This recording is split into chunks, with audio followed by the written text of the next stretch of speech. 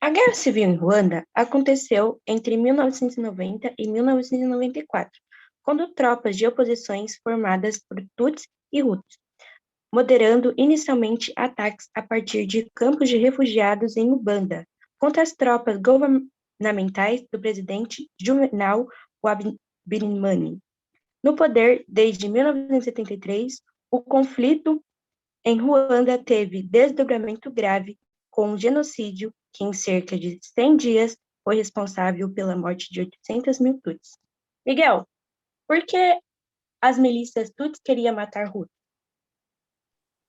Bom, Larissa, cerca de 85% dos ruandeses são hutus, mas a minoria tutsi dominou por muito tempo o país.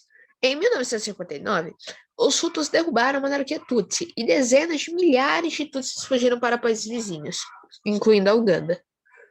Um grupo de exilados tutsis formou um grupo rebelde, a Frente Patriótica Ruandesa, RPF, que invadiu a Ruanda em 1999 e lutou continuamente até que um acordo de paz foi estabelecido em 1993.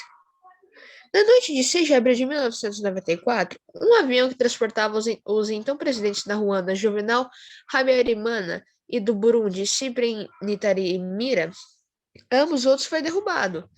Extremistas hutus culparam o RPF e imediatamente começaram uma campanha bem organizada de um assassinato. A RPF disse que o avião tinha sido abatido por hutus para fornecer uma desculpa para os genocídios. E JP, como o genocídio foi realizado? Ele foi realizado por uma organização estritamente meticulosa. As listas de opositores do governo foram entregues às milícias, juntamente com os nomes de todos os familiares. Vizinhos mataram vizinhos e alguns maridos até mataram suas mulheres, tutsis, dizendo que seriam mortos caso se recusassem. Na ocasião, carteiras de identidade apresentavam um grupo étnico das pessoas. Então, milícias montaram bloqueios nas estradas onde abateram os tutsis, muitas vezes com facões, que a maioria dos ruandeses tem em suas casas. Milhares de mulheres tutsi foram levadas e mantidas como escravas sexuais. Alguém tentou intervir? Bom, a ONU e a Bélgica, eles tinham força de segurança em Ruanda, mas não foi dado à missão da ONU um mandato para parar a matança. Um ano depois que os soldados norte-americanos foram mortos na Somália, os Estados Unidos estavam determinados a não se envolver em nenhum outro conflito africano. Os belgas os belgas e a maioria da força de paz da ONU se retiraram depois que 10 soldados belgas foram mortos. Os franceses, que eram aliados do governo Hutu, enviaram militares para criar uma zona supostamente segura, mas foram acusados de que não fazer o suficiente para parar essa chacina. O atual governo de Ruanda acusa a França de ligações diretas com o massacre, uma acusação negada por Paris. Uma outra coisa que eu queria apontar é que, depois de se ter retirado a maioria das suas forças militares da Ruanda, a ONU ainda mandou 300 soldados, o que, obviamente, não é o suficiente para parar mais de 85% da população de um país que, na época, tinha por volta de 5 milhões, quase 6 milhões de pessoas. Eu acho incrível a cara de pau da ONU e não queria ajudar de praticamente maneira nenhuma. Mandou aqueles soldados para lá para morrer. Mas por que era tão cruel, João Felipe? Ruanda é uma sociedade rigidamente controlada e organizada.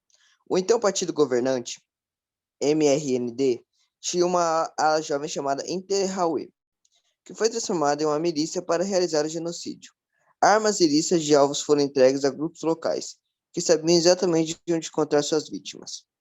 Os extremistas Hutus tinham estações de rádios e jornais que transmitiam propaganda de ódio, exortando as pessoas a eliminar as baratas, o que significava matar os Tutsis.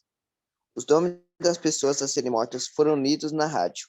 Até mesmo padres e freiras foram condenados por matar pessoas, incluindo alguns que buscaram abrigo em igrejas. Mas como que tudo isso terminou, João Felipe? Então, a bem organizada RPF, apoiada pelo exército de Uganda, gradualmente conquistou mais território até 4 de julho, quando as suas forças marcharam para a capital, Kikari. Cerca de 2 milhões de Hutus, civis e alguns dos envolvidos no genocídio fugiram em seguida pela fronteira com a República Democrática do Congo, na época chamada Zaire, temendo ataques de vingança.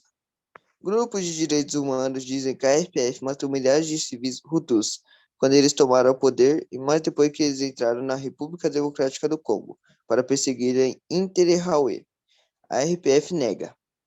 Na República Democrática do Congo, milhares de pessoas morreram de cólera, enquanto grupos de ajuda humanitária foram acusados de deixar muito da sua estrutura de assistência cair nas mãos das milícias Hutus. O que aconteceu na República Democrática do Congo? O genocídio em Ruanda teve implicações diretas em 2 décadas de conflito na República Democrática do Congo, que custaram a vida de 5 milhões de pessoas.